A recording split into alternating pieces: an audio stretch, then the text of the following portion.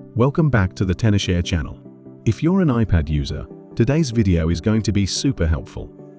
If your iPad is stuck in recovery mode, this video is exactly what you need. Today, I'll show you how to get your iPad out of recovery mode in 2026, whether it has a home button or not. Before we jump into the fixes, let's quickly talk about why an iPad gets stuck in recovery mode in the first place. Recovery mode is designed to help fix serious system issues, but sometimes things don't go as planned. A failed iOS update, an interrupted restore, or even a system crash can leave your iPad stuck on the recovery screen. The good news is in most cases, this problem can be fixed without data loss.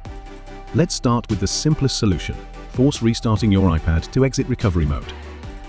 For iPads with a home button, press and hold the home button and the power button at the same time.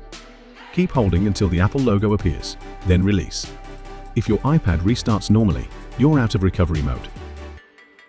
For iPads without a home button, the steps are slightly different.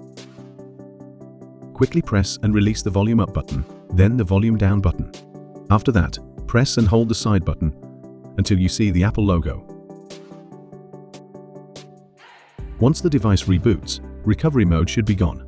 If force restarting doesn't work and your iPad keeps going back to recovery mode, don't worry, there's a much easier and safer solution. You can use ReiBoot to exit recovery mode with just one click. Simply install ReiBoot on your Windows or Mac computer, connect your iPad and open the program. Click Exit Recovery Mode and ReiBoot will automatically reboot your iPad back to normal no button combinations required. This method works even when the buttons don't respond. If your iPad still won't boot normally after exiting recovery mode, it may have a deeper system issue. In that case, ReiBoot's standard repair can help fix the problem without deleting your data. Just download the firmware and start the repair process.